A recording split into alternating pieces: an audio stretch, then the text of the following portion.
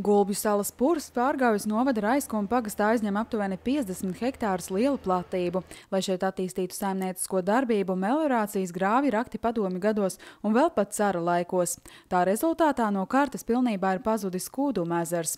Šobrīd šeit noteikta dabas lieguma zona un daļā Gulbju salas purva veikti darbi, lai atkal paaugstinātu gruntsūdeņu līmeni. Te ir strādājuši inženieri un rēķinājuši, ko aizbērt, cik daudz aizbērt. Ir grāvi, kuri ļoti precīzi bija jāievēro aizbēršanas augstums, lai nepasliktinātu stāvokli. Teiksim, tas pats mums ir blakus ir Driškina ezers, kas ir ļoti iecienīta vietējo peldvieta, lai tur neizmainītos ūdens līmenis. Šī projekta ietvaros dabas aizsardzības pārvalde aizrakusi grāvjus 9 km garumā.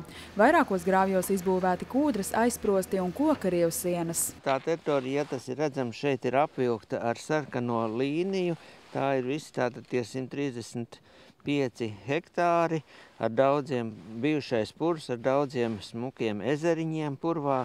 Šis lielākais ir jau pieminētais Driškina ezers. Un šeit viss caur ir tie grāvji. Grāvji vairāk ir gar meža malām rakti, lai nosusinātu to purvu. Viņi ir rakti dažādos periodos, gan padomju laikā, gan pirms tam. Šī galā ir rakti, lai iegūtu kūdru. Dabas aizsardzības pārvaldes meža eksperts uzsver, purviem ir būtiska nozīme dabiskajā ūdens aprites sistēmā. Tie darbojas līdzīgi kā švāmis, uzsūcot sevī lietus ūdeņus. Cilvēkdarbības rezultātā daudzi mitrāji šīs īpašības zaudē, jo teritorijas aizaug ar krūmiem. Tāpēc šajā vietā, atjaunojot gruntsūdeņu dabisko līmeni, vajadzētu atjaunoties kādreizējai purvu ekosistēmai. Zemā veģetācija viņa kļūs vairāk mozaīka veida, tur būs lielāka daudzveidība, tur būs vairāk laukumu, kur parādīsies kāda zērvena un tam līdzīgi. Būs mazāk krūmi, mežs būs skrajāks, pārskatāmāks. No šāda procesa iegūs, piemēram, purvu malām bieži vien raksturīga suga Latvijā ir mednis. Izstrādājot projektu, ņemts vērā arī tas, ka blakus atrodas vairāki privāti īpašumi. To tūmā esošie grāvji saglabāti. Šo daļu nošķir maģistrālie grāvji, kas netiek nekādā veidā aiztikti.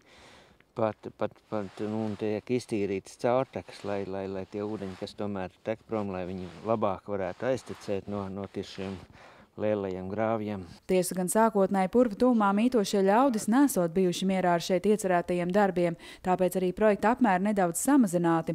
Pārgaujas novaddomes priekšsēdētājs vērtē, par šādiem darbiem iedzīvotāji jāsāk informēt jau laikus. Tas neskar iedzīvotāju īpašumus, un tas jautājums droši vien, ka līdz ar to arī ir tā spriedze noņemta un jautājums ir sakārtots.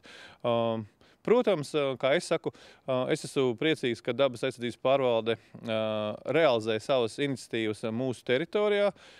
Gribētos varbūt, un par ko arī pašiem vajadzētu padomāt par tām saulaicīgām iedzīvotāju informēšanām, un tad varbūt arī nebūtu tādu varbūt kaut kādu kādreiz tādu nesaprašanos vai kaut kādas, jo mēs katrs saprotam, ja tikko kā tas aizskar mūsu īpašumu, tā uzreiz ir liels satraukums, ne? Bet sākt saulaicīgi kampaņas, informēšanas, un tad projekta gaitā realizējot, mēs redzam pozitīvu rezultātu. Mežu eksperts uzsver, nākotnē šajā vietā pavērsies iespējas attīstīt dabas turismu, jo daudzviet Eiropā purvi ir liels retums. Šis vismaz dabas turismam šādi sakārtota vieta ir daudz pievilcīgāka.